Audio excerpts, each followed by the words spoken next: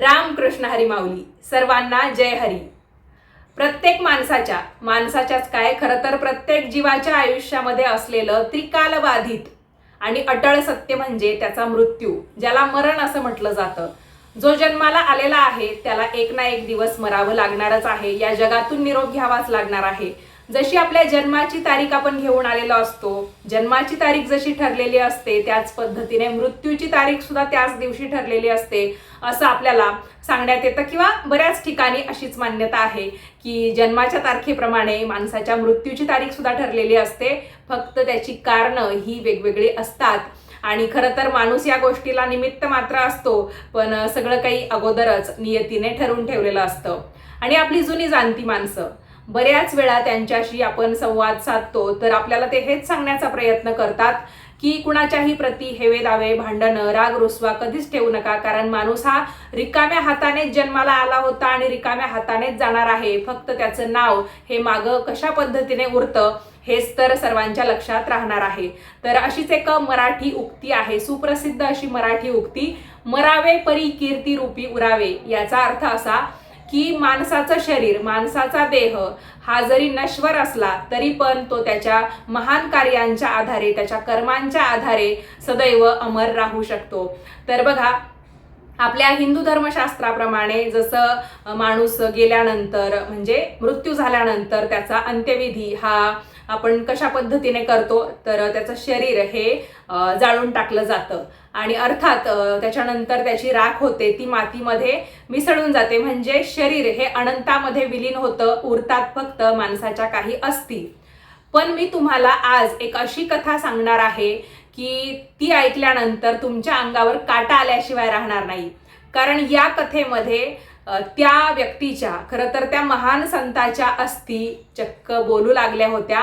आणि बोलू लागल्या तर त्या काय, तर त्यांच्या अस्थींमधून देवाचं नाव येऊ लागलं होतं, विठ्ठल विठ्ठल. तर त्या संतांचं नाव होतं चोखामेळा.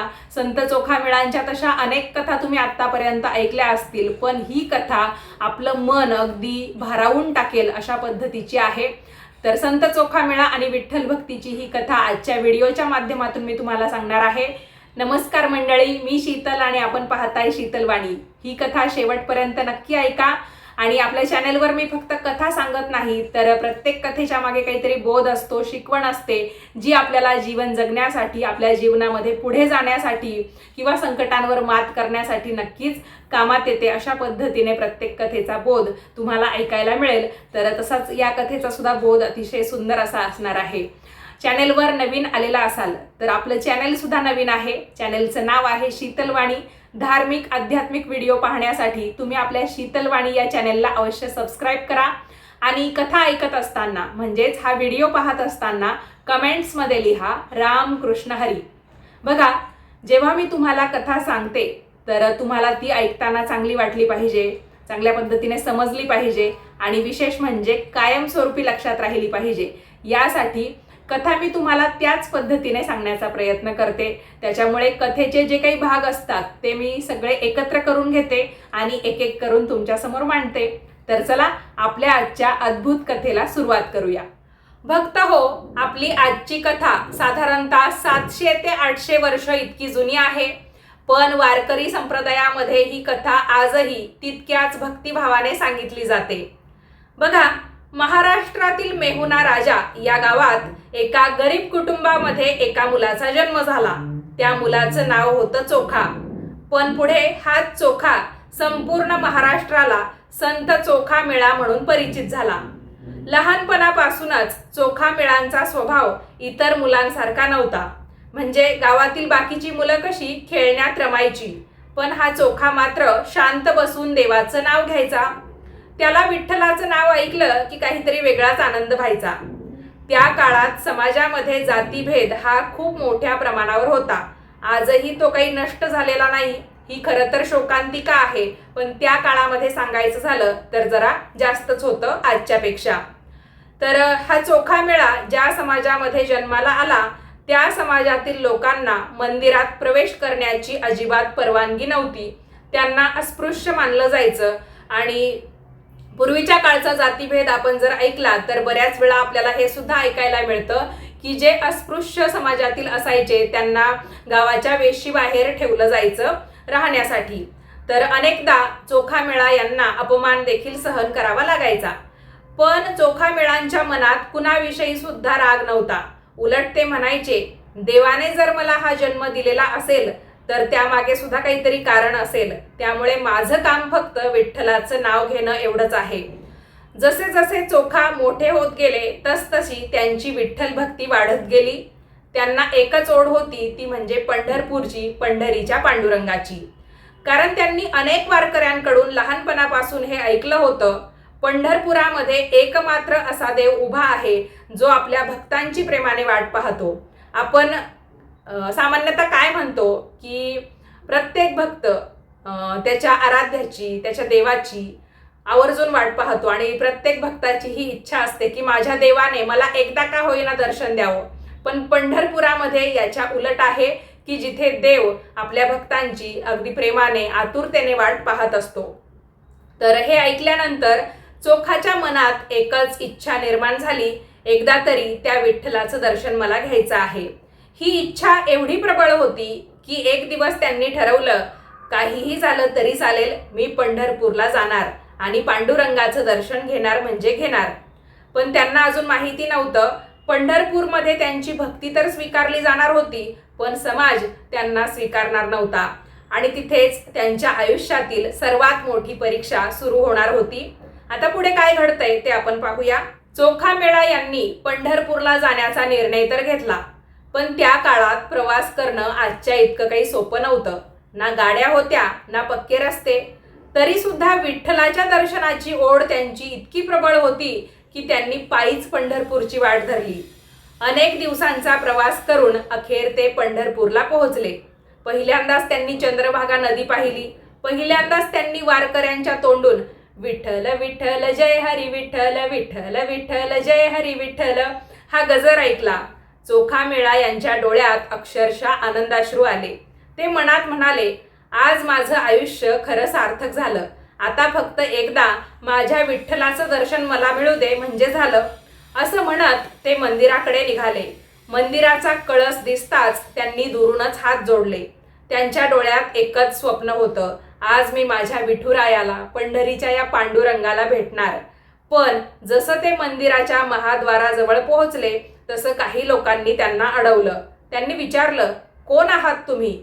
चोखामेळा यांनी नम्रपणे उत्तर दिलं, मी विठ्ठलाचा भक्त आहे, दर्शनासाठी आलेलो आहे. पण त्यांचं उत्तर ऐकून काही लोकांनी त्यांना मंदिराच्या पायऱ्यांवरच थांबवलं. त्या काळच्या समाज व्यवस्थेमुळे तुम्हाला मंदिरामध्ये प्रवेश करता येणार नाही हे शब्द ऐकून चोखामेळा यांच्या डोळ्यातलं आनंदाचं पाणी क्षणात दुःखाच्या अश्रूंमध्ये बदललं. पण त्यांनी राग केला नाही. ते फक्त मंदिराकडे पाहत राहिले आणि मनामध्ये एकच प्रश्न विचारत राहिले, विठ्ठला, मी तुझा परमभक्त आहे, मग मला तुझ्या भेटीपासून का दूर ठेवलं जातंय? याच क्षणापासून संत चोखामेळांच्या आयुष्यातील सर्वात कठीण पण सर्वात महान अध्याय सुरू झाला. तो कोणता आणि कशा पद्धतीने सुरू झाला ऐका. तर मंडळी, मंदिरामध्ये प्रवेश नाकारला गेला, पण चोखामेळा पंढरपूर सोडून काही गेले नाहीत. उलट त्यांनी मनाशी एक निश्चय केला, जर मला मंदिरात जाता येत नसेल तर मी मंदिराबाहेर राहीन, पण माझ्या विठ्ठलाचं नाव कधीच सोडणार नाही. त्या दिवसापासून चोखामेळा रोज पहाटे उठायचे, चंद्रभागेमध्ये स्नान करायचे, दुरूनच मंदिराच्या कळसाला नमस्कार करायचे आणि मंदिराच्या महाद्वाराजवळ उभे राहून विठ्ठलाचं नामस्मरण करायचे. मंदिरात जाणारे वारकरी त्यांना दिसायचे. कुणाच्या हातामध्ये तुळशीची माळ असायची तर कुणाच्या हातात नारळ, कुणाच्या ओठावर अभंग. तर हे सगळं पाहून त्यांच्या मनात क्षणभर वेदना निर्माण व्हायची. हे सगळं माझ्याबरोबर काय घडतंय? कारण हे लोक किंवा हे वारकरी भक्त जे आहेत ते माझ्या विठ्ठलाला भेटतील, पण मी मात्र महाद्वाराच्या बाहेरच उभा राहीन आणि हे किती दिवस चालणार आहे? पण ते लगेच स्वतःला समजवायचे, विठ्ठला, मला तुझ्या दर्शनापेक्षा तुझं नाम हे अधिक प्रिय आहे. तू मला आत बोलावशील त्या दिवसाची मी अगदी आतुरतेने पण तेवढ्याच शांततेने वाट पाहत आहे. तू मला अवश्य बोलावशील याची मला खात्री आहे. असं म्हणत ते तासनतास विठ्ठलाचं नाम घेत बसायचे. हळूहळू पंढरपुरातील अनेक वारकऱ्यांच्या लक्षात ही गोष्ट आली. दररोज एक भक्त मंदिराच्या बाहेर बसतो, कधी कशाची तक्रार करत नाही, कधी रागावत नाही, फक्त प्रेमाने विठ्ठल विठ्ठल असं म्हणत राहतो. लोक त्यांच्याकडे कुतूहलाने पाहू लागले. काहींनी त्यांची थट्टा केली तर काहींनी दुर्लक्ष केलं, पण काही वारकऱ्यांना त्यांच्या डोळ्यातील निष्कपट भक्ती दिसू लागली. त्या भक्तीचं तेज इतकं विलक्षण होतं की अनेक जण त्यांच्या जवळ बसून रोजच नामस्मरण करू लागले. असं म्हणतात की त्या दिवसात चोखामेळा अनेक सुंदर अभंग रचू लागले. त्यांच्या प्रत्येक अभंगातून एक आर्त हाक उमटत होती, विठ्ठला मी तुझा आहे, तू मला कधी स्वीकारशील रे. पण चोखामेळांना माहिती नव्हतं त्यांची ही तळमळ, त्यांचं हे निस्वार्थ प्रेम स्वतः विठ्ठलांपर्यंत पोहोचलं होतं. आणि आता एक अशी घटना घडणार होती ज्यामुळे संपूर्ण पंढरपूर आश्चर्यचकित होणार आहे किंवा होतं. तर ऐका मंडळी, पुढे काय होतंय. आपली कथा आता भावनिक रूप घ्यायला लागलेली आहे. चोखामेळा रोज मंदिराबाहेर बसून विठ्ठलाचं नाम घेत होते. दिवस गेले, अनेक महिने गेले, पण त्यांच्या भक्तीमध्ये कधीच काही कमी झाली नाही. एक दिवस पहाटेची वेळ होती. पंढरपूर अजून जागं झालं नव्हतं. मंदिरामध्ये काकड आरतीची तयारी सुरू होती आणि मंदिराच्या महाद्वाराबाहेर नेहमीप्रमाणे चोखामेळा अत्यंत शांतपणे बसले होते. त्यांच्या डोळ्यात अश्रू होते, पण ते मनापासून प्रार्थना करत होते, विठ्ठला मला काहीच नको, तुझं दर्शन नाही मिळालं तरी चालेल, पण माझ्या मनातून तुझं नाव कधीही जाऊ देऊ नको. असं म्हणत त्यांनी डोळे मिटले आणि विठ्ठलाच्या नामात ते तल्लीन झाले. वारकरी परंपरेमध्ये अशी श्रद्धेची कथा सांगितली जाते. त्या क्षणी विठ्ठलाला आपल्या या भक्ताची आर्तहाक सहन झाली नाही. तेव्हा स्वतः विठ्ठल रुक्मिणी मातेसह मंदिरातून बाहेर आले. चोखामेळा मात्र डोळे मिटून नामस्मरणामध्ये इतके मग्न होते की त्यांना काही सुद्धा जाणवलं नाही. विठ्ठल त्यांच्या समोर उभे राहिले आणि प्रेमाने म्हणाले, चोखा. आणि तो आवाज ऐकताच चोखामेळांनी डोळे उघडले.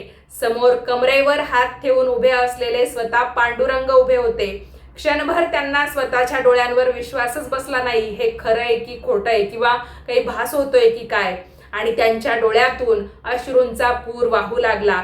ते धावत जाऊन विठ्ठलाच्या चरणी लोटांगण घालू लागले. देवा, मी मंदिरात येऊ शकलो नाही म्हणून तूच माझ्याकडे आलास, असं म्हणत ते रडू लागले. वारकरी परंपरेनुसार विठ्ठलाने त्यांना प्रेमाने उचललं, म्हणजे धरून उभं केलं आणि ते म्हणाले, चोखा, भक्तासाठी देवाला मंदिरात राहण्याची गरज नसते रे.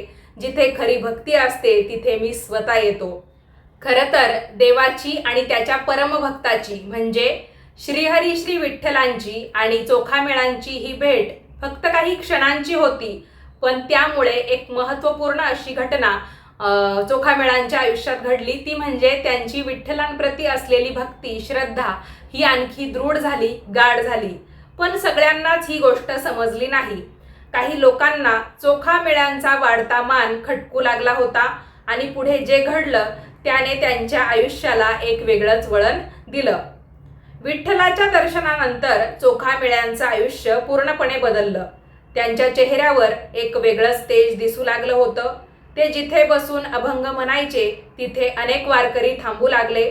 त्यांच्या मुखातून बाहेर पडणारा प्रत्येक शब्द हा विठ्ठल प्रेमाने ओथंबलेला असायचा. पण जिथे प्रेम असतं तिथे कधी कधी मत्सर सुद्धा निर्माण होतो. त्या काळातील काही लोकांना हे अजिबात आवडलं नाही. मंदिरात ज्याला प्रवेश नाही त्याचा एवढा मान का? लोक त्याच्याकडे एवढे का आकर्षित होतात, असे प्रश्न ते विचारू लागले.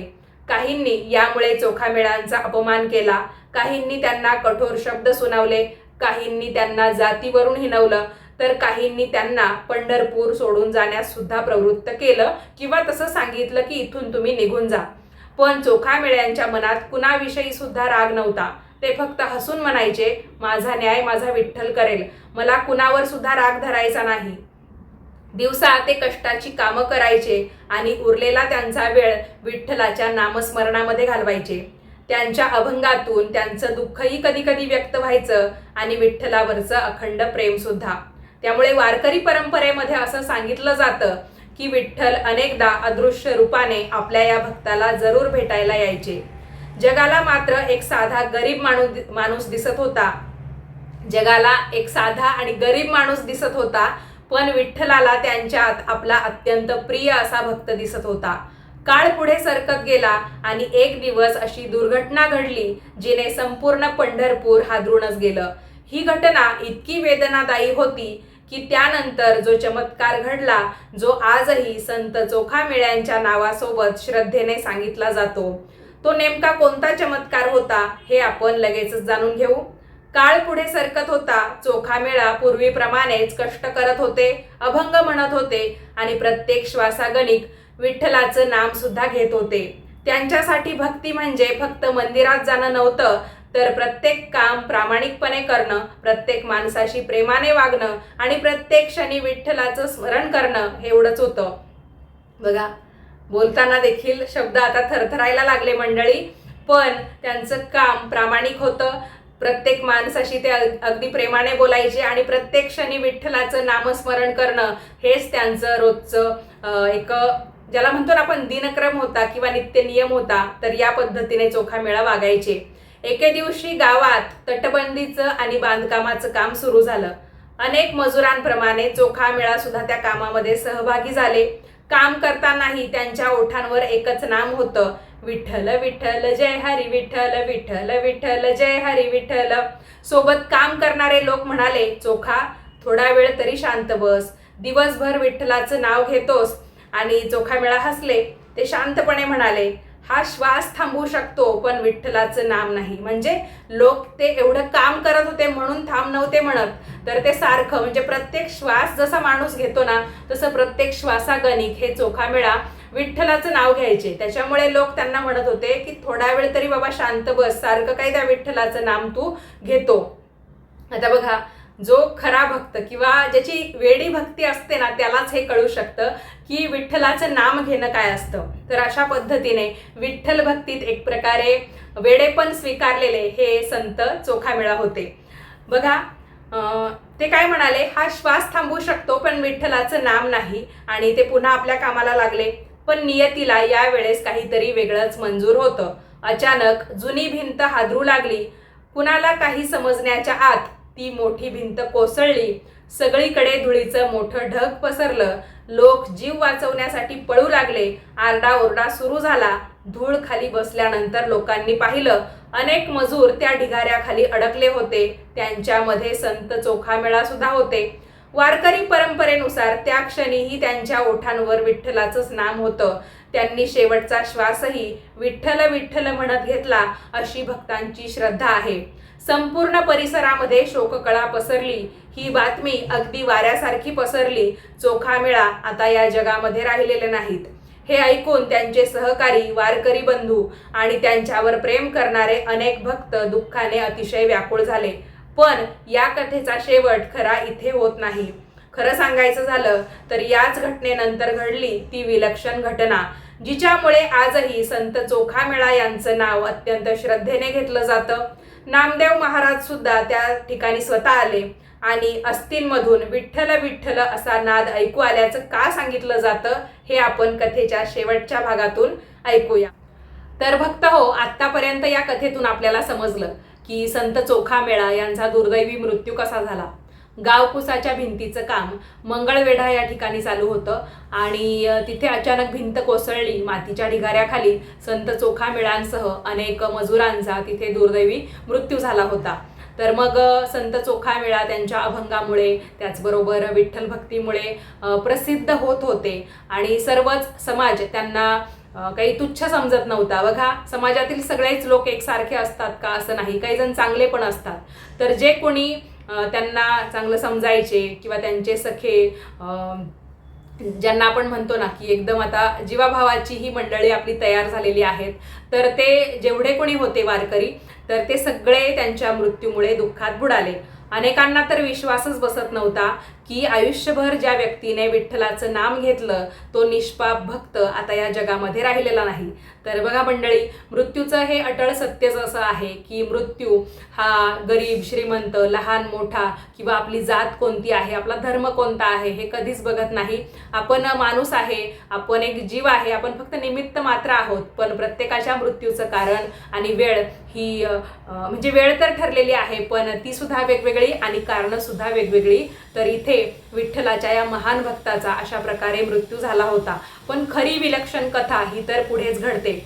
आता ही बातमी जेव्हा संत नामदेवांपर्यंत पोहोचली तर ते सुद्धा त्यांच्या मृत्यूच्या पश्चात हे बोलले, संत चोखामेळा यांच्या, की चोखा माझा केवळ मित्र नव्हता, तर तो विठ्ठलाचा अत्यंत लाडका भक्त होता. त्याच्या अस्थी आपण सन्मानाने पंढरपुरात आणल्या पाहिजे. आता ते तिथे जाईपर्यंत जेवढे काही मजूर त्या भिंतीखाली म्हणजे भिंतीच्या त्या ढिगाऱ्याखाली मृत्युमुखी पडले होते, त्याच्यामुळे त्यांचे अंत्यसंस्कार तर झाले होते, फक्त अस्थी गोळा करायच्या बाकी होत्या. आता त्यांचे जे काही नातेवाईक होते ते तिथे यायचे, जे लोक तिथे मरण पावले होते, तर काहीतरी एक ओळख आपली पटवत असतील आणि अस्थी गोळा करून किंवा एक प्रतिकृती की याच त्या अस्थी असतील असं मानून ते विसर्जन करण्याचं काम करत होते. मग संत नामदेव महाराज सुद्धा आपल्या काही वारकरी भक्तांसह मंडळींसह तिथे पोहोचले. आता चोखांच्या अस्थी ओळखायच्या कशा, तर तिथे जाऊन वारकरी सुद्धा लागले की आपण अस्थी उचलूया आणि विसर्जित करूया किंवा जमा करून आपण त्या पंढरपूरला आणूया, असं काहीतरी त्यांचं जे ठरलेलं होतं ते काम सुरू झालं. मग संत नामदेव महाराजांनी एक अस्थी उचलली आणि त्यातून मंद स्वरामध्ये विठ्ठल विठ्ठल असा नाद ऐकू येऊ लागला. सुरुवातीला त्यांना वाटलं की हा आपला भास असेल आणि आपण सुद्धा विठ्ठलाचे भक्त आहोत, त्याच्यामुळे विठ्ठलाचं नाम तर आपल्याही मुखात असतं, त्याच्यामुळे हा आपला भास असावा, असं काही आपल्याला ऐकू आलेलं नाही. तर मग त्यांनी खात्री करण्यासाठी दुसरं हाड उचललं, पण तिथून काही त्यांना तसा आवाज आला नाही. मग त्यांनी पुन्हा अजून एक अस्थी उचलली आणि पुन्हा विठ्ठल विठ्ठल असा मधुर नाद ऐकू आल्याचं वारकरी परंपरेमध्ये आवर्जून सांगितलं जातं. आणि हे पाहून नामदेव महाराजांच्या डोळ्यात तर अक्षरशः अश्रू आले आणि हे अश्रू दुःखाचे होते आणि थोडे अभिमानाचे देखील होते, की जो व्यक्ती आयुष्यभर म्हणजे श्वासागणिक आपला जो आपण श्वास घेतो, एक एक श्वास आपला घेत असताना जो व्यक्ती विठ्ठलाचं नाव सतत घ्यायचा, तर शेवटी त्याच्या अस्थींमधून सुद्धा असाच आवाज यावा की विठ्ठल विठ्ठल. ते भाऊक होऊन म्हणाले, ही तर चोख्याचीच अस्थी आहे. ज्याने आयुष्यभर प्रत्येक श्वासामध्ये विठ्ठलाचं नाव घेतलं, त्याच्या अस्थींमधूनही आज विठ्ठलाचाच नाद येतो. तिथे उपस्थित असलेले अनेक वारकरी स्तब्ध झाले. काहींच्या डोळ्यातून अश्रुधारा वाहू लागल्या, तर काहींनी जागेवरच विठ्ठलाचा गजर सुरू केला. पण या अस्थींचं पुढे काय झालं, नामदेव महाराजांनी त्यांना पंढरपुरात कुठे नेलं आणि आजही लाखो वारकरी ज्या ठिकाणी नतमस्तक होतात त्या ठिकाणी समाधीची स्थापना नेमकी कशी झाली ते आपण व्हिडिओच्या पुढच्या भागात जाणून घेऊ. तर व्हिडिओचा शेवटचा भाग आपला सुरू आहे, त्यातलाच हा काही अंश मी तुमच्या समोर सादर करते. आजही लाखो वारकरी पंढरपूरला जातात, महाद्वाराजवळ संत चोखामेळ्यांच्या समाधीपाशी नतमस्तक होतात आणि मगच विठ्ठलाच्या दर्शनाला जातात. हा केवळ फक्त एक रिवाज नाही किंवा ही फक्त एक रीत नाही, तर त्या महान भक्ताला दिलेला सन्मान आहे. चोखामेळा यांनी आपल्या आयुष्यामध्ये कधीच कोणाविषयी द्वेष केला नाही. त्यांच्यावर अन्याय झाला खरा, त्यांचा अपमान झाला खरा, मंदिरात त्यांना प्रवेश नाकारला गेला खरा, तरीही त्यांनी एकदा सुद्धा विठ्ठलावर राग धरला नाही.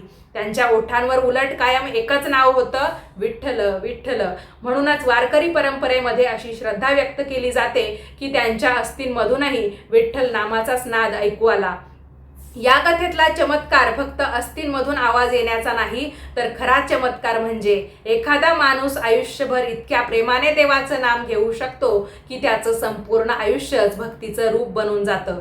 चोखामेळा आपल्याला यातून शिकवतात, देवाला तुमची जात, श्रीमंती किंवा तुमचं बाह्य रूप कसं आहे हे महत्त्वाचं नसतं, तर त्याला महत्त्वाचं असतं तुमचं निर्मळ मन, तुमची नम्रता आणि तुमचं निष्काम प्रेम. म्हणून आजही वारकरी म्हणतात की देवापर्यंत पोहोचण्याचा सर्वात जवळचा मार्ग म्हणजे अहंकार सोडून नामस्मरण करणं. जर आपल्या मनामध्ये देवाविषयी खरं प्रेम असेल तर देवाला आपल्यापर्यंत यायला काहीच वेळ लागत नाही. तर भक्त हो, ही होती संत चोखामेळा आणि त्यांच्या विठ्ठल भक्तीची अद्भुत कथा. तुम्हाला ही कथा कशी वाटली मला कमेंट करून कळवायला अजिबात विसरू नका. कथा आवडली असेल तर नेहमीप्रमाणे या व्हिडिओला लाईक करा, जास्तीत जास्त लोकांना पाठवा, हा व्हिडिओ शेअर करा, म्हणजे आपल्या मार्फत संत चोखामेळा हे कोण होते, त्यांची महती काय होती किंवा ते कशा प्रकारचे विठ्ठल भक्त होते हे सर्वांना माहिती होईल. भेटूयात पुन्हा पुढच्याच नवीन व्हिडिओमध्ये. तोपर्यंत सर्वांनी काळजी घ्या आणि याच पद्धतीचे नवनवीन माहितीचे धार्मिक आध्यात्मिक व्हिडिओ तसेच कथा ऐकण्यासाठी आजच आपल्या शीतलवाणी या यूट्यूब चॅनेलला सबस्क्राईब करा. तुमचा अमूल्य वेळ देऊन ही कथा तुम्ही शेवटपर्यंत ऐकली त्यासाठी तुम्हा सर्वांचे मनापासून आभार. बोला पुंडलिक वरदा हरी विठ्ठल श्री ज्ञानदेव तुकाराम पंढरीनाथ भगवान की जय. माऊली ज्ञानेश्वर महाराज की जय. राम कृष्ण हरी माऊली.